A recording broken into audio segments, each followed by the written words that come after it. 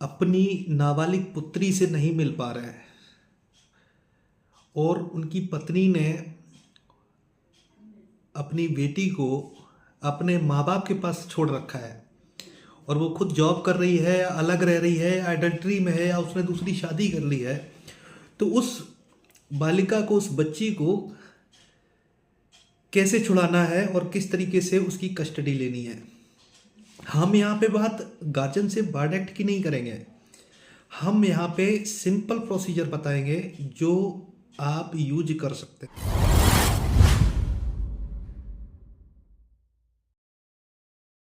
नमस्ते भाइयों, मैं हूँ आपका दोस्त ब्रह्मदत्त।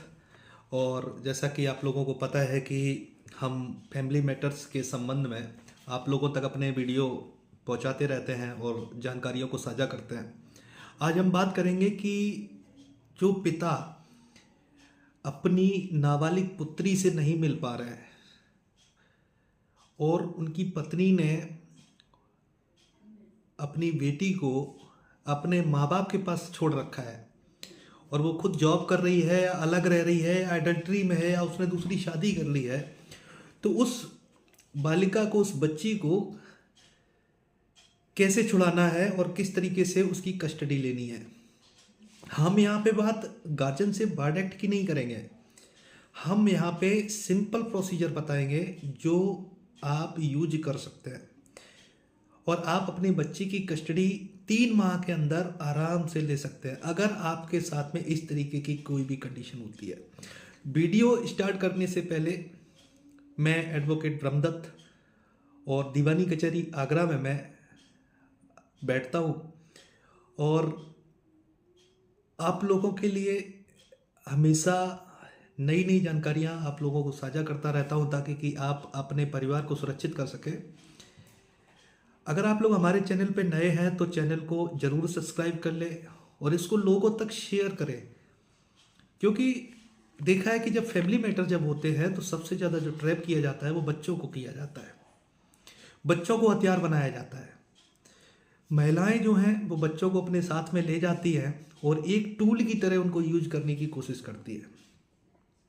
बहुत सारे ऐसे केसेस में देखा गया है कि कुछ महिलाओं ने दूसरी शादी कर ली और बच्ची को अपने माँ बाप के पास छोड़ दिया और कोर्ट में ये दिखा रही है कि बच्ची मेरे पास में है। तो हमें किस तरीके से उस बच्चे की अभिरक्षा लेनी है। अब बात यहाँ पे ये आ जाती है कि बच्ची माइनर है या मेजर है। 18 साल से कम उम्र की यदि आपकी बच्ची है तो आप उसकी कस्टडी ले सकते हैं। जैसा कि हिंदू माइनॉरिटी गार्जियन से बार्ड एक्ट धारा 6 में ये कहा गया है कि 5 साल तक का जो बच्ची है वो माँ के पास रहेगी। यहाँ पे ये कंडीशन नहीं आती है, जबकि हिंदू माइनॉरिटी और गार्जियनशिप बार्ड एक्ट की धारा 4 में ये कहा गया है कि बच्चे का हित और बच्चे का भविष्य और बच्चे की सुरक्षा वो सबसे पहले मायने रखती है।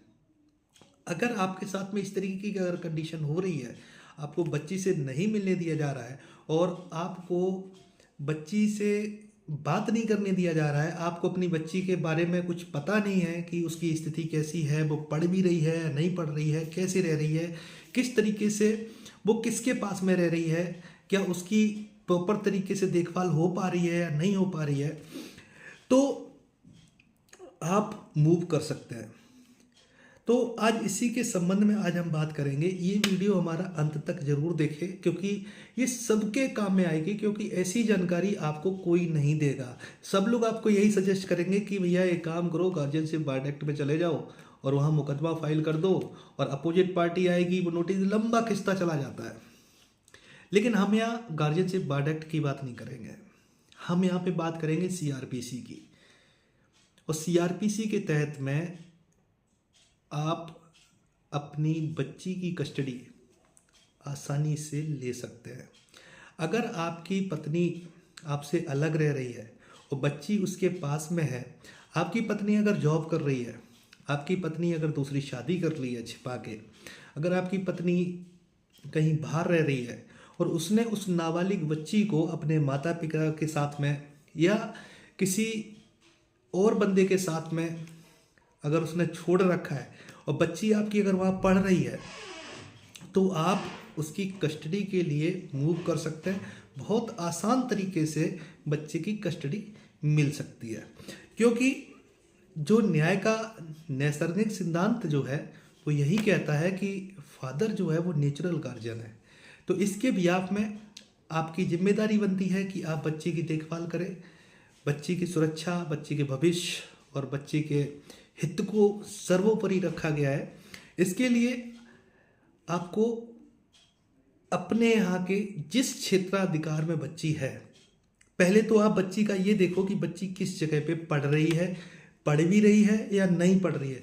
काफ़ी जगह ऐसा होता है कि बच्ची जो है वो स्कूलों में पढ़ती है, अपने नाना नानी के पास रहती है, कभी किसी सगे रिश्तेदार के पास में रहती है, वहाँ महिलाएं छोड़ देती है और जॉब करने चली जाती है, नौकरी कर रही है अपनी, और या फिर दूसरी शादी करके अपना घर बसा लेती है और कोर्ट में ये दिखाती है कि नहीं साहब मेरे साथ में बच्ची रह रही है, बच्ची का लालन पालन कर रहे हैं। तो सबसे पहले आपको बच्ची की स्थिति के बारे में पता करना है कि बच्ची है कैसी और कहाँ है और किसके पास में है। इसके लिए भी मैंने बताया था कि अगर बच्ची से आपको नहीं मिलने दिया जा रहा है तो आप सीआरपीसी का यूज कर सकते हैं। आप बच्ची के लिए सर्च वारंट जारी करवा सकते हैं कि बच्ची हमारी कहाँ है, किसके पास में, कैसी स्थिति में है। लेकिन हम यहाँ पे बात सिर्फ करेंगे कि बच्ची की कस्टडी कैसे लें। बच्चे की कस्टडी कैसे लें, बहुत आसान है, बहुत अच्छा तरीका है। ऐसे ही एक मामला मेरे पास आया था। एक भाई है, उनकी छोटी सी बच्ची है 4-5 साल की, उनकी वाइफ उस बच्ची को लेके चली गई और उसने उस बच्ची को अपने माँ बाप के पास छोड़ दिया। और वो बच्ची, जाहिर सी बात है 2-3 साल की बच्ची होगी तो कहीं ना कहीं एडमिशन कराना पड़ेगा, अगर कोर्ट में भी दिखाना है तो बच्चे का एडमिशन कराना पड़ेगा। उसने उस बच्ची का एडमिशन अपने माँ बाप के पास में करवा दिया और वो बाहर जाके जॉब करने लगी। तो यहाँ पे जो बच्ची की जो गार्जियन है वो उसके भविष्य के, बेशक उसको पढ़ा रही है लेकिन उसके भविष्य के साथ खिलवाड़ कर रही है, क्योंकि बच्ची जो है वो ना तो माँ के पास में है ना पिता के पास में है। तो अब यहाँ पे बात आ जाती है कि आखिर में ये जो बच्ची है इसको निरुद्ध करके रखा गया है, जिसको अपने पास रखा गया है, और आपकी पत्नी कोर्ट में ये कह रही कि साहब मैं बच्ची के साथ में रहती हूँ। पुलिस भी कभी कभी पैसे लेके उल्टा सीधा अनाप शनाप बोल देती है। तो पुलिस का कोई रोल नहीं है इसमें। पुलिस का रोल लास्ट में आता है जब कोई आदेश हो जाता है। तो हम यहाँ बात कर रहे हैं सीआरपीसी 98 की। सीआरपीसी 98 ये कहता है कि जब कोई महिला का अपहरण कर लिया जाए या फिर 18 साल की से कम उम्र की किसी बालिका का अपहरण कर लिया जाए या फिर उस 18 साल की कम उम्र की बालिका को गलत तरीके से निरुद्ध रखा जाए, तो सीआरपीसी 98 जो है वो शक्ति देती है कि इसको गलत तरीके से निरुद्ध रखा गया है उसको छुड़ाने के लिए। तो यहाँ पे क्या है कि किसी भी 18 साल से कम उम्र की बालिका को, यानी कि पुत्री को, आपकी को अगर निरुद्ध करके रखा गया है, अब इसमें क्या है कि नाना नानी के पास छोड़ देती है, रिश्तेदार के पास छोड़ देती है, वो खुद जॉब करने चली जाती है, दूसरी शादी कर लेती है, घर बसा लेती है। तो यहाँ पे जो नाना नानी जो है या कोई सगा रिश्तेदार है या कोई भी है वो कस्टोडियन नहीं है उस बच्चे का। तो यहाँ पे सीआरपीसी 98 जो है ना, इसका आप उपयोग कर सकते हैं। इसका आप उपयोग कर सकते हैं। आप उपयोग कर सकते हैं अगर आपकी बच्ची को गलत तरीके से निरुद्ध करके रखा गया है, वो अपनी अगर माँ के पास नहीं है, अगर आपकी पत्नी अपने पास में अगर बच्ची को नहीं रखती, अपने पास में रख के अगर नहीं पढ़ाती लिखाती है और कोर्ट में कह रही है कि मेरे साथ में है और उसका एडमिशन जो है वो उसके नाना नानी के यहाँ है, मामा मामी के यहाँ है, किसी सगे रिश्तेदार के यहाँ है, तो आपको सिंपल ये करना है कि आपको एक एप्लीकेशन मूव करनी है। तो सीआरपीसी 98 क्या कहता है? सीआरपीसी 98 ये कहता है कि कोई भी महिला का अपहरण करके उसको निरुद्ध रखे, विधि विरुद्ध तरीके से अपहरण करके उसका निरुद्ध रखे, या फिर 18 साल की उम्र से कम बालिका को अपनी शक्ति में रखे, उसको गलत तरीके से निरुद्ध करके रखे, या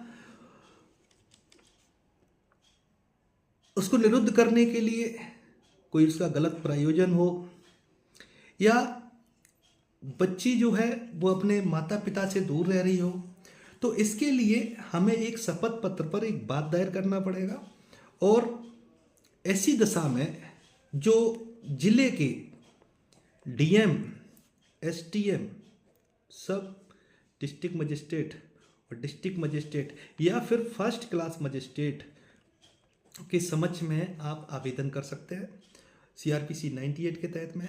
तो वहाँ पे न्यायालय की जिम्मेदारी बन जाती है कि उस स्त्री को या उस पुत्र बालिका को या उस लड़की को वो तुरंत स्वतंत्र करने का आदेश पारित करेंगे। और उसमें ये पूछा जाएगा, अगर जैसे बच्ची अपने नाना नानी के कब्जे में है, मामा मामी कब्जे में है, किसी रिश्तेदार के कब्जे में है, तो उससे पूछा जाएगा कि आप अपना कब्जा दिखाइए, आपके कब्जे में ये बच्ची कैसे है, आप इसके गार्जियन कैसे हैं। तो ये चीज़ उससे एक सम्मान पे मांगा जाएगा और ये चीज़ उनको शो करनी पड़ेगी, और वो शो कर नहीं पाता है क्योंकि गार्जियन जो है वो माँ और बाप ही है, और माँ बाप के पास रहना चाहिए बच्चा। तो ऐसी स्थिति में क्या होता है कि कोर्ट आदेश करती है, जो डीएम कोर्ट हो या एसडीएम कोर्ट हो या फिर फर्स्ट क्लास मजिस्ट्रेट की कोर्ट हो, वो तुरंत आदेश पारित करती है पुलिस के लिए। और पुलिस की नैतिक जिम्मेदारी, जैसा वो कंडीशन समझे, पुलिस की जिम्मेदारी बनती है कि उस बच्ची को, उस या महिला को तुरंत निरुद्ध कराया जाए। तो आप समझ रहे हैं, क्योंकि रेयर केसेस में ही ऐसा होता है कि बच्ची को पत्नी अपने पास रखती हो, क्योंकि ये क्या करती है, अपने माँ बाप भाई बंधुओं के पास छोड़ देती है और अपनी जॉब करती है। और आजकल ये ट्रेंड चल गया है कि टीचिंग में ज़्यादा जा रही है, प्राइवेट टीचिंग जो है उसमें ज़्यादा जा रही है। अगर आपकी पत्नी प्राइवेट टीचिंग कर रही है और उसके पास बीएड की डिग्री है, तो आरटीई एक्ट जो है 28 के तहत में ना आप लीगल एक्शन ले सकते हैं, क्योंकि प्राइवेट ट्यूटर और प्राइवेट ट्यूशन जो है वो राइट टू एजुकेशन एक्ट के तहत में मान्य नहीं है।